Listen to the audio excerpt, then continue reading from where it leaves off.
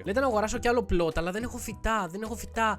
George, δώσε μου φυτά. Παιδιά, πλέον μπορούμε να σκοτώσουμε αυτά τα 10.000 άνετα. Πάρα πολύ άνετα. Πότε σκοτώσαμε κι άλλο τέτοιο και δεν το κατάλαβα. Όπα, κι αυτό. 937 μας βγάζει αυτό. Παιδιά, εντάξει, πλέον απλά βγάζουμε λεφτά σαν να μην υπάρχει αύριο. Όπα, Gold Rhino, αυτό πρέπει να το κάνουμε. Αυτό πρέπει να το σφάξουμε. Ναι, πήγε και από την ωραία μεριά που έχουμε τα Dragon Fruit. Το σκίζουμε. Το σκοτώσαμε. Πώς θα βγάζει αυτό, πώς θα βγάζει αυτό. Είναι gold και βγάζει μόνο 559. Αυτό βγάζει 1,8 ρε. Φτάσαμε το 1 μύριο. Φτάσαμε το 1 μύριο. Άρα πάμε να κάνουμε rebirth, σίγουρα. Κάναμε το rebirth μας.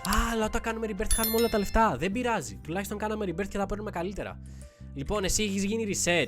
Έχεις γίνει reset, αλλά δεν έχεις αυτά που θέλω. Δεν πειράζει, θα περιμένουμε να κάνει restock αυτά που θέλουμε. Αγοράσω αυτό εδώ που κάνει 50.000 γιατί το άλλο κάνει 2 εκατομμύρια. Δεν υπάρχει περίπτωση. Όπα.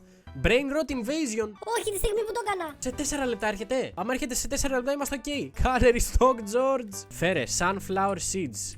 2. Λοιπόν, έχουμε 1,3. Πάρουμε αυτό εδώ για να βγάζουμε και άλλα χρήματα. Ωραία, βάλαμε αυτόν εδώ που βγάζει 250. Εντάξει, δεν είναι τέλειο, αλλά βγάζει λεφτά τουλάχιστον.